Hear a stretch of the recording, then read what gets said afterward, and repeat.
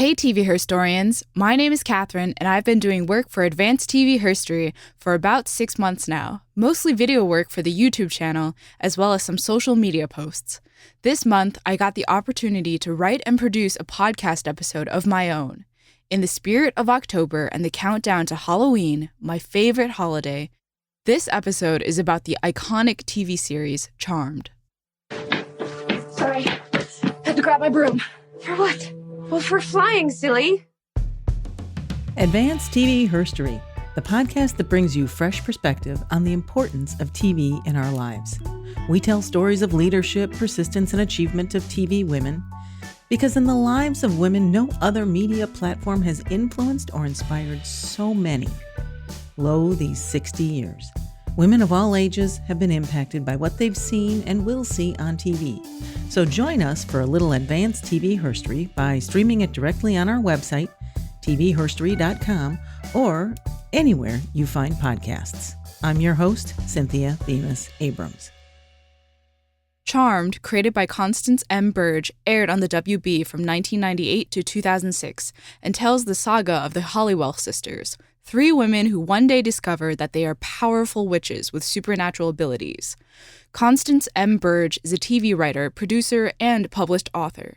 Not only the series creator, Burge was an executive producer on Charmed, along with Brad Kern. However, she quit her executive producer position after 3 seasons, citing disagreement with Kern, but remained an executive consultant for the series. The series is known for its central themes of sisterhood, and the characters are actually based on Burge and her 2 real-life sisters. Female empowerment is the name of the game in Charmed, but keeping in mind the rapidly changing social tide, it's safe to say that 2006 and certainly the 90s are very different from where we are now in 2018. It makes me wonder, just how well does classic Charmed hold up after more than a decade of being off the air? With the reboot premiering just earlier this week on the CW, this is a prime opportunity to examine what the original Charmed brought to the table. How is it different from the reboot? And how does the changing landscape of feminism over the last 20 years provide a context with which to compare the two? This is Advanced TV Herstory. Just a heads up, this episode will contain a few spoilers since I'll be talking about some of my favorite episodes throughout the series, and moments that I think are particularly impactful. I'll try to keep any spoilers fairly mild though, and certainly won't be divulging any super huge witchy plot points. The original Charmed tells the story of the Halliwell sisters, Prue, Piper, and Phoebe, and how they awaken to the fact that they're powerful witches called the Charmed Ones after the death of their grandmother. Prue is played by Shannon Doherty, Piper by Holly Marie Combs, and Phoebe by Alyssa Milano. The actresses each had incredible careers before joining Charmed. Doherty starred in Beverly Hills 90210 and was one of the Heathers, Heather Duke, in the 80s cult classic Heathers. Doherty left Charmed after season 3 to pursue other creative endeavors as well as escape negative tensions with co-star Alyssa Milano that seemed to have went on for nearly 10 years. However, after Doherty's public battle with breast cancer, Milano becoming a mother of 2 children and much time to heal, the two are on very good terms now.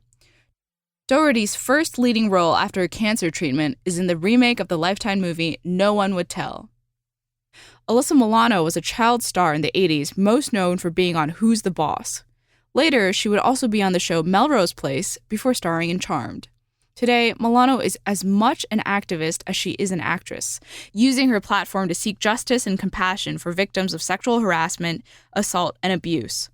Her tweet about saying "Me Too" to these victims to express solidarity and support went viral and launched the online Me Too movement.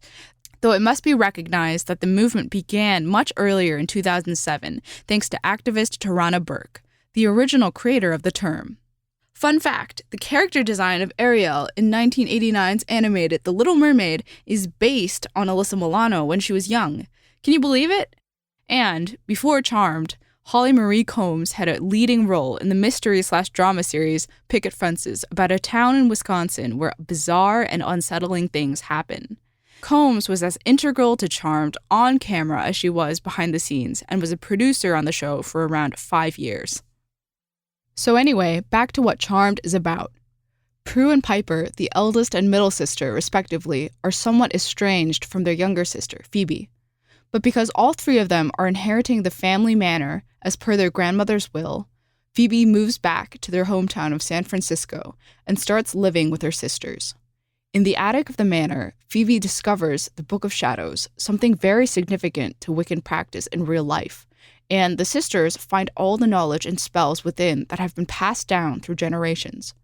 The Book of Shadows responds to the three sisters and reveals that they have the power of three, an amped-up magical skill, the ultimate move, if you will, that only can be used when all three of them are together. Prue discovers that she has telekinetic powers. Piper finds out that she can freeze people in their place, and Phoebe starts to have accurate premonitions of future events. And just like this, the three sisters' magical adventures begin. One of my favorite overarching themes in the series is the importance of sisterhood and women supporting other women. Piper, Prue, Phoebe, and later Paige all form a tight-knit family, and their full strength as witches is only available to them when they're all there for each other.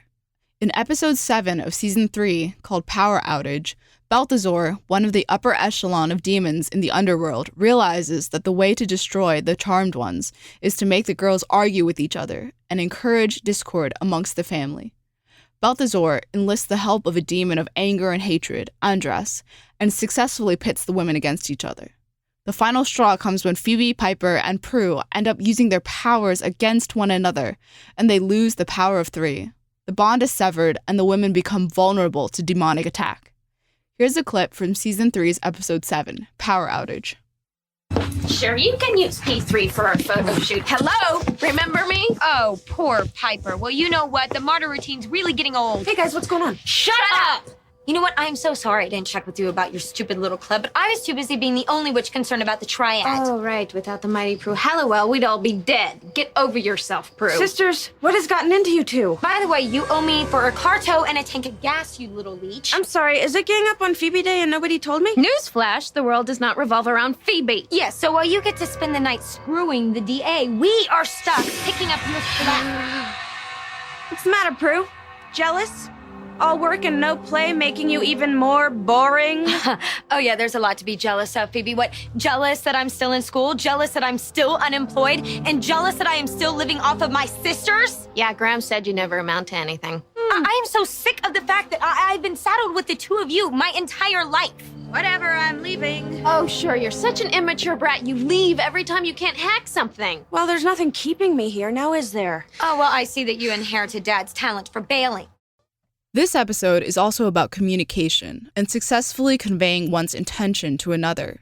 The women were previously taking each other for granted and being generally inconsiderate and nasty to each other, like Phoebe blanking on the neighborhood association meeting at the manor and Piper having to deal with that. Balthazar was able to capitalize on the underlying issues exploding, as it's referred to in the episode, and launch an attack on the witches. But once the witches realize what's happened and reconcile, the renewed strength of the power of three is unbeatable. Seriously, other than the Golden Girls, can you think of a stronger all-female alliance?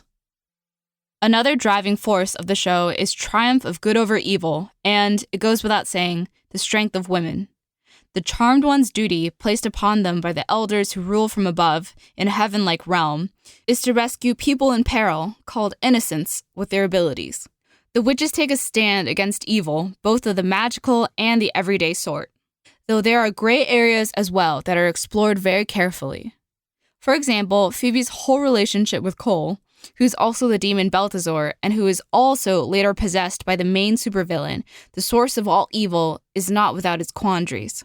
Romantic relationships are another area where the witches are shown to be empowered and in control. The Halliwell sisters make decisions for themselves and don't feel the need to subscribe to expectations. Charmed is fairly sex-positive and depicts the witches as unafraid to seek or maintain physical relationships. It's implied that sex is something that, in their case, is simply part of having a fulfilling life. The women are in control of their sexuality and their bodies. For that reason, there's never any shaming or negativity towards dating or sex. Are we helping or fighting? What you saw happen to me didn't scare you. If I had $1 for every time an owl turned into a hot guy on our porch, I'd be... We've seen worse. Furthermore, though all the witches eventually get married and have kids, marriage is never something that the women feel like they have to do as they get older. Phoebe, in particular, is shown as having cold feet about marrying Cole, even resorting to spell work to see if marriage would be the right decision.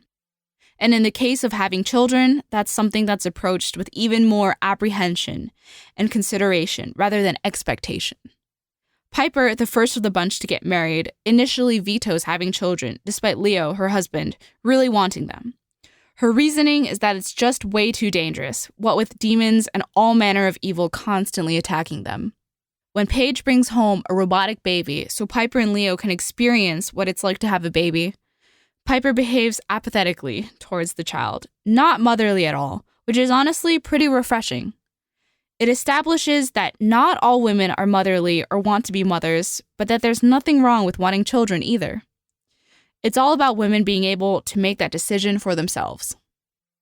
I love the way the episode depicts how to deal with anger in a non-harmful, productive way. And speaking of emotion, there sure is a lot of it packed into this series. So much happens, and the sisters have to deal with terrible tragedy, tremendous joy, huge life changes, and lots of personal issues and trauma that need to be resolved. 2 episodes that come to mind are from Season 4, Episode 2, Hell Hath No Fury, and Episode 10, A Page from the Past. In Hell Hath No Fury, Piper has to come to grips with the passing of Prue, as well as the emergence of Paige as the witch's half-sister. This is one intense episode, and Holly Marie Combs' acting is wonderful. Piper, stricken by grief and resentment towards Prue, is transformed into a fury and starts to terrorize the city. The transmutation into a fury is such a good metaphor for Piper's emotional state, and I love how it implies that our strongest emotions have the potential to turn us into different beings or cause us to change in ways that we often have no control over. This ability to feel complex emotion in such a visceral way gives the sisters depth as characters and women. Piper isn't just sad at Prue's death, she is full of loathing, fear, and pain. Here's a clip from Season 4's Episode 2, Hell Hath No Fury, where Paige convinces Piper to confront her emotions about Prue. Tell her, Piper. It's all right to hate her. You should hate her. When my parents died, I hated them for it. I was alone, and I hated them. It is okay to hate Prue.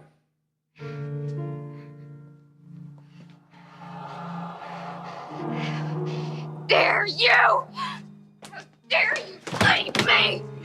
How could you go and die and leave me here all alone? Please come back. I need you. Please come back.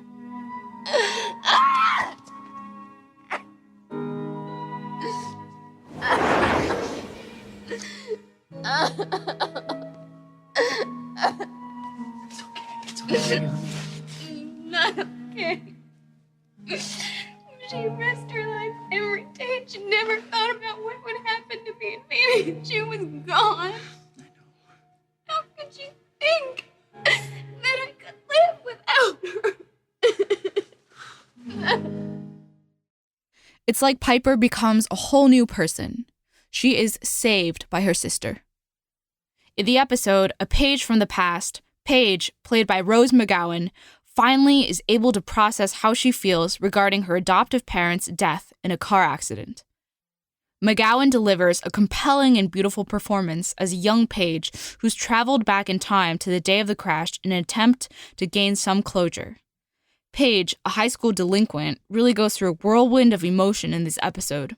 Gratitude and love at being able to see her parents, anger and grief that they have lost faith in her due to her drinking, smoking, and cutting class, and guilt because of the belief that she was the one who caused the car crash. Here's a clip from Season 4, Episode 10, A Page from the Past, where Leo, the witch's white lighter / guardian angel, argues with Paige about changing the past.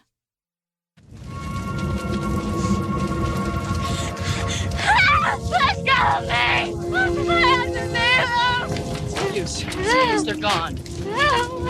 Why did you bring me back here? Why? I thought I could stop the accident. You couldn't stop the accident because it was never your fault. It was my fault. It wasn't my fault. They would have died anyway. It was their destiny. Just like it was your destiny to be saved by magic. Until I got out of the car, I orbed out. That's right. I could always orb. Magic's always been inside of you. It saved you because you were meant to do great things with it, and you have. And you will. Don't you see? This is what you came back here to find, what caused the accident.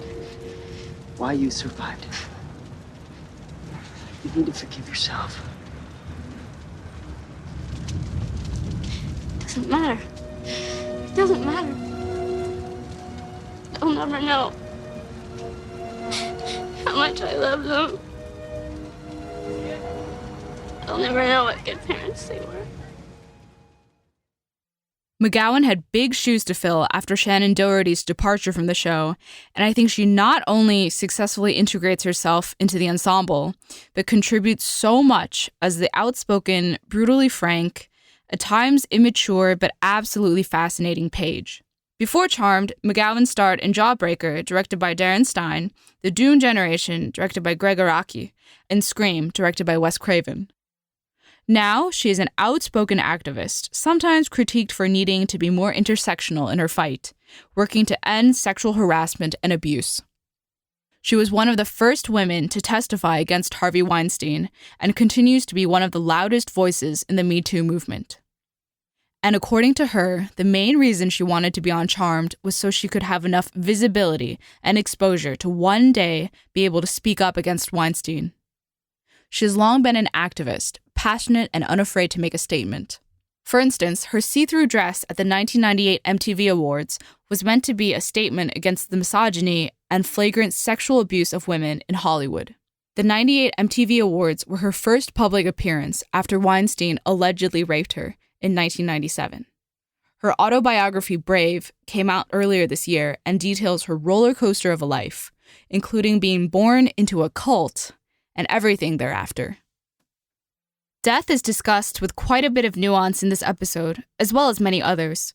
It's just an amazing moment when Paige tells Piper that she's allowed to hate Prue for leaving them behind, and also an amazing moment when Paige realizes she cannot prevent her parents' death and that it was not her fault.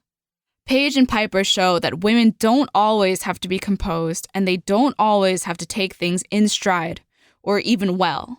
The series teaches the importance of communication, of how hard it is to process and heal from traumatic life events. This is a great show for sisters or friends to watch together, for teen girls and young women alike to enjoy and learn from.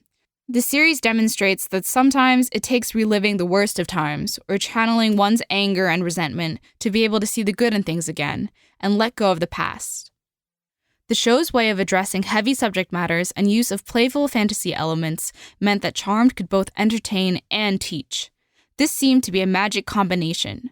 Charmed had great ratings per episode, millions of viewers tuning in each week, and became the longest-running female-centered show in history. That is, until Desperate Housewives surpassed that in 2012. But hey, still pretty impressive. How's that for a legacy? So, is classic Charmed feminist? There's been a lot of drama happening between the original series and the reboot, mostly due to the remake heralding itself as, quote, a fierce, funny, feminist reboot of the original series. It's truly unfortunate and honestly pretty disrespectful that the reboot is being marketed this way, because this description undermines everything the original did to pave the way for other TV shows like it. I feel like the main cast's negative reaction to this marketing makes sense. After all, they not only starred in the show, but were really involved in the production process too. Holly Marie Combs, who played Piper, and Alyssa Milano, who played Phoebe, were producers on the show from 2002 to 2006. Shannon Doherty, who was Prue, directed several episodes, and there were other female directors as well. That isn't to say that the new version isn't going to be good. I am thrilled that the three main characters and the actors that play them are women of color. That's absolutely amazing. And I'm so excited that one of the sisters is lesbian, because when was the last time you saw a lesbian witch on TV? And I think it's fantastic that the backdrop to the story is a Me Too era-influenced college town, and that the show isn't afraid of straying into the political. One of the producers, Jenny Snyder-Urman, is also the showrunner of the acclaimed series Jane the Virgin. Not only that, the entire producing team is female. That is awesome. Right off the bat, I'm going to say that both the original Charmed TV series and the remake are certainly feminist. The original is empowering and inspired many people, which is why it still has such a strong fan base today, and enough interest in it for there even to be a reboot. However, I think it embodies a very different kind of feminism with different core values than the remake does, namely third wave feminism rather than fourth wave. But before starting the conversation on where it stands in comparison to the reboot, I think we need to briefly go through the different waves of feminism throughout the decades.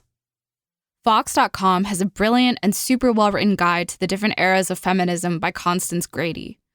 There are roughly 3 or 4 waves of feminism that we've gone through, the fourth of which is still up to debate because some people think the third wave is still going on, and some consider, with the rise of social media, us being in a completely new fourth wave. The first wave dates back to the Seneca Falls Convention of 1848 and lasted to around 1920, though the term waves didn't start being used until sometime during the second wave in the 1960s. The first wave was centered around securing women a political voice and the right to vote. While a landmark in many ways, it unfortunately catered only to white women and their suffrage, disregarding the need to fight for the rights of women of color.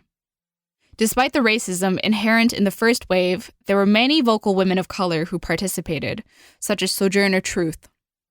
The second wave began in the 1960s after the publication of Betty Friedan's The Feminine Mystique, which railed against the inherent sexism in what was expected of women since the day they were born, that they belonged in the home as mothers and housewives, and that was all that life had to offer to them. This era of feminism can be described by the phrase, "the personal is political," and dealt with social issues and laws influencing women's everyday life. Still, the main group the second wave catered to was middle-class white women, resulting in different women of color creating their own branches of feminism. Through the 1980s, feminists of the second wave were vilified as man-hating, angry, hairy, and joyless, stereotypes that are still, insultingly, in place today. Then, third wave feminism came about in the early 1990s, a significant marker of the start of this wave being Anita Hill's testimony in court against Supreme Court nominee Clarence Thomas. The concurrent rise of riot girl music in the Pacific Northwest also denoted the emergence of a new stage of feminism, one that fought against sexual harassment and assault, as well as redefined and reclaimed certain feminine aesthetics and terminology. Second wavers were against the idea of being girly or feminine, but to third wavers, this was like denying being a woman. So the second and third wave were at times quite at odds with each other. The third wave also subscribed to the concept that there is an intersectionality of oppression, that the forms of oppression that affect different groups of people can overlap and relate to each other. This term was created by Kimberly Crenshaw, a scholar of gender and critical race theory, a civil rights advocate, and, last but not least, currently a professor of law at Columbia Law School and UCLA. Some argue that we're still in the third wave, and some think that the fourth wave has begun. What generally makes the fourth wave distinct from the other three is the impact of the internet on feminist discourse and action. The fourth wave is thought to perhaps have begun in the late 2000s, around 2008 or 2009, when social media was at the start of its meteoric rise to what we recognize today. Nowadays, feminism can be seen as much online as in the external world, and issues regarding LGBTQ+ rights, sexism, ableism, and the myriad of other forms of oppression are more visible than ever. 2018 is so different from the 90s, and it makes sense that, to be a feminist in this day and age, you probably also have a wider set of issues that you care about and are fighting to advance. That brings us to today. A self-proclaimed feminist version of a TV classic has premiered on the reincarnation of the very network on which the original aired. Herstory repeats itself. Where does that leave us? I think Charmed, when it came out, was definitely feminist, empowering, and influential in the lives of millions of viewers. It seems to fit the category of 90s third wave feminism more than any of the other waves, and I think it's aged quite well. But at the same time, there are definitely things about it that merit critique and conversation, but not outright dismissal. For instance, you can raise an eyebrow at the fact that the witches always seem to be clad in spaghetti-strap crop tops and other scanty ensembles. But if analyzed through the lens of third-wave feminism's reclaiming of female aesthetics and fashion, that can be sort of awe-inspiring. Empowering. Prue, Piper, Phoebe, and Paige could totally rock tube tops or miniskirts, all the while defeating demons of unimaginable ferocity. At the same time, though, the characters were definitely sex symbols and objectified too. According to Alyssa Milano, the actresses were always encouraged to wear clothing that was on the skimpier side. In addition, the working conditions on the show may have been less than ideal. Rose McGowan remembers only working with one female director in her 5 years of being on the show, and that the mostly male crew would disrespect the female director while she was doing her job. McGowan also recalls male production crew members yelling at her when they were recording and describes being on set as soul-crushing. Holly Marie Combs said that the show never received its due support or even acknowledgement from the WB, despite Charmed being one of its most famous programs. Constance M. Burge, the very creator of the show, left her role as executive producer because the studio was trying to center Charmed around the sisters' romantic relationships rather than their relationships with each other. The focus on familial ties being what Burge originally wanted. And on top of that, recent allegations against Brad Kern, the showrunner and executive producer of the original show, detail his abuse of women in the workplace in addition to racially charged language. While it's not on the record that Kern behaved this way on the set of Charmed, his fall from grace is yet another example of a high-profile Hollywood executive's crimes being brought to light for the first time. Suddenly, the witches' skimpy outfits seem like they fit into a bigger and more sinister picture. There were some episodes, for example, where I was just appalled at how certain topics were depicted.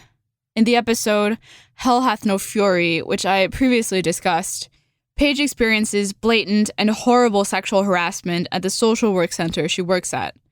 I can see what the episode was trying to do with this whole side plot, but I don't think it was dealt with especially well. In the story, Paige is referred to as cleavage, but fights back against her harasser by magically stealing his toupee, humiliating him in front of their coworkers. The thing is, though, stealing a toupee isn't correcting the situation, not in a million years. When sexual harassment in the workplace is part of a systemic problem affecting so many women, fixing the issue means denormalization of sexual harassment. It means putting a complete stop to this behavior and truly driving home the notion that it's wrong, harmful, and a form of oppression. But in this episode, rather than report the harassment, Paige kind of just takes it in stride and has to resort to magic to fix the problem. She bewitches all the women in her office to throw themselves at her harasser to give him a taste of his own medicine. This just is not a great way of addressing the issue. A bunch of women fueled by artificial emotion mobbing a guy is not the same as a man harassing a woman, because in the first situation, there isn't a system in place that normalizes and reinforces this oppression, whereas in the latter, there is. And on top of that, I take issue with the giving him a taste of his own medicine part. I don't think it's cool to respond to hurt with more hurt. This part of the episode is just weird, uncomfortable, and strange to me, and it gets so much worse. Paige's spells rebound back onto her because she was using magic for personal gain. And her karmic punishment? Her breasts become humongous. That's right, her chest. Her punishment is practically additional sexual harassment. You are so busted. Hello. You stole our sacred book so you could perform magical plastic surgery on yourself? You think I did this on purpose? My body was perfectly fine just as it was. In these moments, Paige is treated like a sexual object, which perplexes me because for the majority of the rest of the series, she's so brilliantly written. I was even more disappointed in Paige's part of this episode because Piper's part, as I mentioned before, just knocks it out of the park. In the end, yes, Charmed has its problematic parts too. The skimpy outfits can really be interpreted as either empowering or sexist, or both. The main cast isn't very diverse, with the exception of a few characters of color, like Daryl and the Seer, who are black. The on-set atmosphere at times seems to have been exhausting and misogynistic, and there are parts in the script, like Paige's punishment, that today just wouldn't fly. I don't think the series should be totally written off and thrown into the archives, though. It does talk about some heavy issues and really champions women's empowerment. Most of the time, it's a total joy to watch. I think both the original series and the reboot are feminist, but just seem so different from each other because of where they are located in time. Classic Charmed seems to be firmly rooted in third-wave feminism, while the reboot is a reflection of the current woke millennial. Someone whose feminism and activism is more intersectional and at the forefront of life than ever before. What the reboot is doing now is what Classic Charmed did when it came out in the 90s. Inspire women and provide amazing role models. Who knows what the next reincarnation of fierce, fabulous, and feminist witches will be like. If you like this episode, please check out Advanced TV Herstory's extensive catalog of work. More than 80 episodes on the legendary women who have been leaving their indelible mark on the world of TV. You can find us on Apple Podcast, Google Play, Google Podcast, Radio Public, YouTube, and our website, tvherstory.com. I'd like to thank Cynthia Bemis-Abrams for the opportunity to create this episode on Charmed, and everybody who tuned in to listen. Please do read Constance Grady's piece on the history of feminism for Vox.com. It's so good and includes lots of reading recommendations. The link is in the description, as well as other related links to Charmed. Thanks for listening, and happy early Halloween!